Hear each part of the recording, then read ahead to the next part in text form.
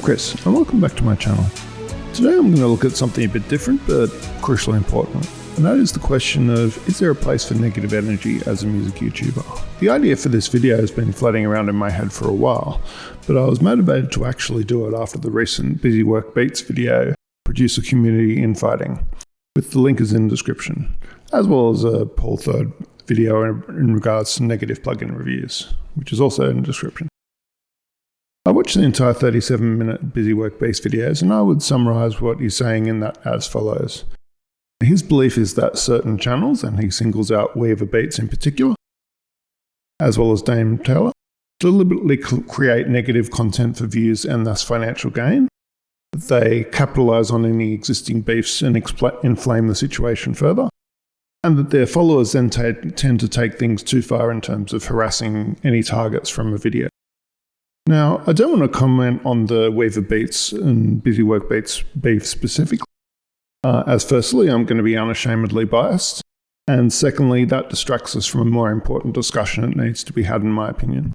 And that discussion is, what place is there, if any, for negative energy amongst us that are music content creators? Now, Busy Work Beats would say that any negative energy is a net loss, which is kind of ironic and, dare I say, hypocritical in a video that spends a good portion calling out to specific YouTubers. I wholeheartedly disagree, and some of my most inspirational YouTubers for what I want to do with this channel are those that can at times be very negative. So I'm thinking here of Weaver Beats, White Sea Studio, Paul Third, Glenn Fricker at Spectre Sound Studios, and Dan Worrell. I have a strong belief that both companies and content creators need to be both accountable and transparent for the sake of us as consumers of said products and content. And consider this, all those that are making money from content as a creator, be that via YouTube AdSense revenue, paid advertisements, affiliate links, or even as marketing for their own paid products and services, they are also a business and a brand, just as much as any company that is making plugins, just as much as any company that's making hardware. Now, I've heard it said that some YouTubers are negative because that's the way to get attention and make money. But the reality is quite different. Which YouTubers are the ones with companies lining up to send them plugins and hardware to review?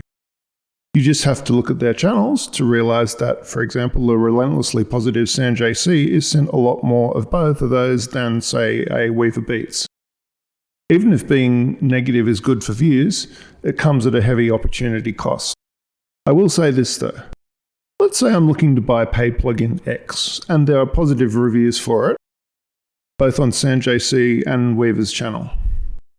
For me at least, the positive review on Weaver's channel holds more weight, and there's less chance that I'll be disappointed after purchase at something being oversold to me.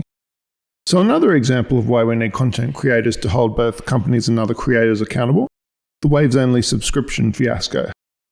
Now, Waves was already looking shady in my view for their infamous update plan, which requires you to have a subscription to get updates for plugins that you already own. And Mac users get a particularly raw deal here because their OS updates often break old Waves plugins versions, and they have no real choice to either hold back on updating their operating system or pay the Waves tax. So, as you'd remember, when Waves went subscription only, there was a barrage of critical videos saying how big a mistake it was. Just about every YouTuber had a video on it.